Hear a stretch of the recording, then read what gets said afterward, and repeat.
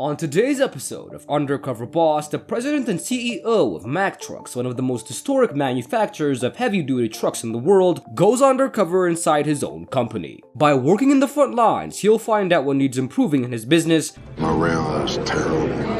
They shut our plant down, just going from place to place firing people.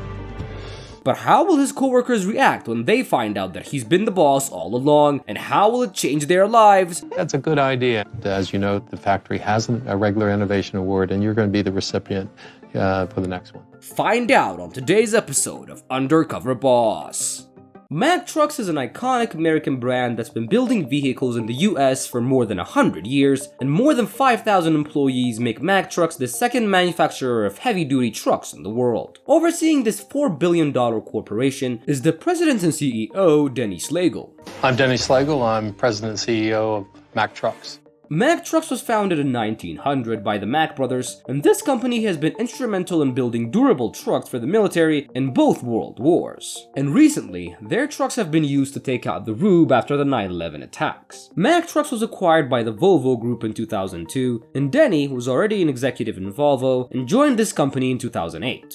Mack Trucks has suffered a lot since the last economic downturn and other competitors moving jobs to cheaper places. Since Denny joined, he changed the company's structure, which included moving some jobs and consolidating others. Going undercover will give him a unique opportunity to do a health check on this company, because after making a big decision which left a lot of people out of jobs, he wants to make sure that the people left are doing well, and he wants to hear their honest feedbacks and see if there's anything that he can help with.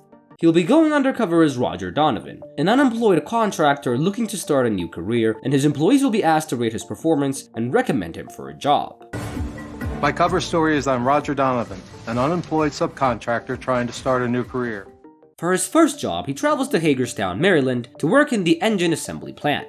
So today I want to go undercover in our Hagerstown facility where all of our Mack truck engines are built. The Hagerstown. This is where all Mack truck engines are built, and he wants to see how they're doing with the major upgrades that the plant has gone through. He meets up with Tracy, and she teaches him how to build finishing parts for an engine, and Tracy shows him everything she does, but she was so fast for him and he couldn't keep up. You think you got it? No. Yeah, but I think with a little help I could maybe try one. Denny then takes the station, but he can't remember what she taught him, so she had to tell him again, which makes the process a lot slower. 10 seconds in the hole.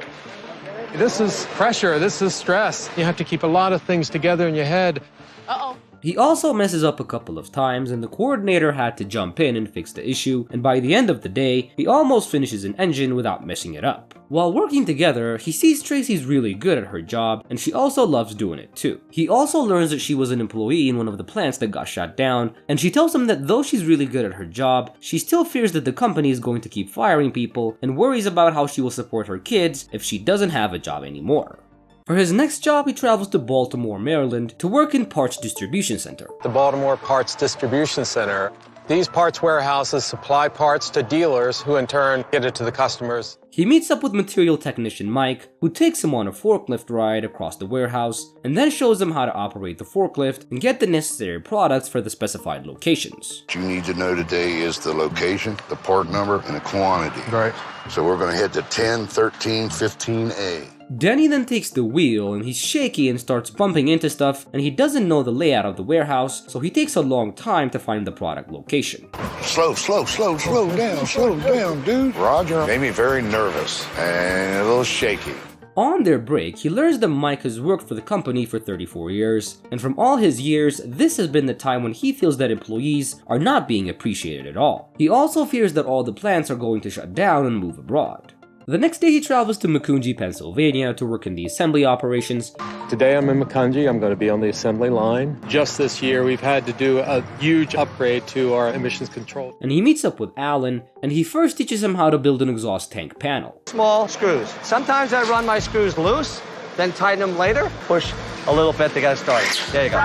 All right. Alan cares more about quality of the work than speed, so he lets Denny do the job slowly and perfectly. But even though things were slower, this was still a very hard job for Danny to do, as he struggles with the way that Alan teaches, but he still does a better job than the rest. On their break, he learns that Alan has a special needs grandchild who needs 24-hour nursing care, and that he's also working longer hours so he can support his grandchildren. Run through doctors to find out what what's wrong with the children is every parent's nightmare. For his last job, he stays at Macungie, Pennsylvania to work on the assembly line. Today I'm back in Macungie and I'm going to join the assembly line again. He meets up with Jeff and he shows him how to build the bumper, and he then shows him how to put the bumper on the truck and properly connect it. All right, got it. Now we got to tighten it up.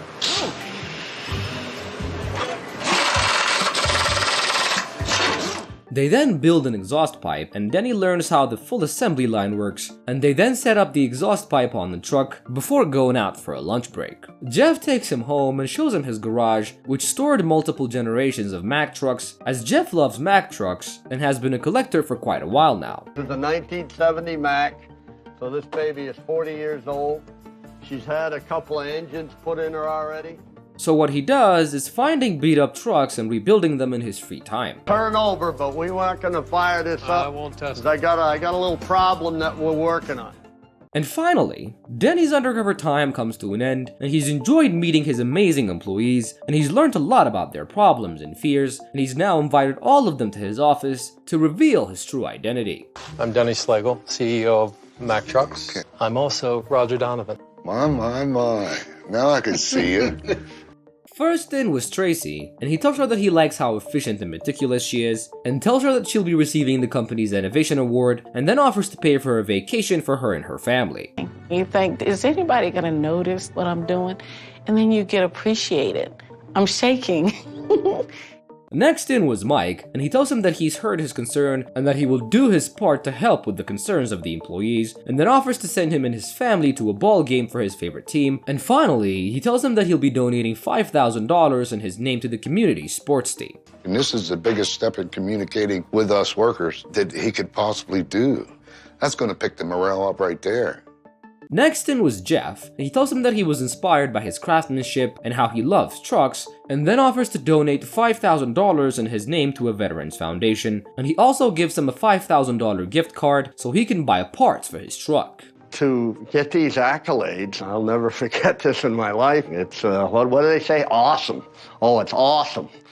Last in was Alan, and he tells him that he was a great worker and that he was touched by his story, and then tells him that he'll be donating $5,000 to a foundation that's working on curing his grandchildren's diseases, and then he also offers to send him and his family to Disney World, and finally, he gives him a check for him and his wife so Alan can use it for what he needs. This is from him personally. We'll use it for the grandkids. So many needs. Sometime later, Denny invites his employees to town hall to share his undercover experience and to calm their fear of the company moving abroad, and he thanks them for what they do and promises to do good by them. And that wraps up our episode of Undercover Boss for today.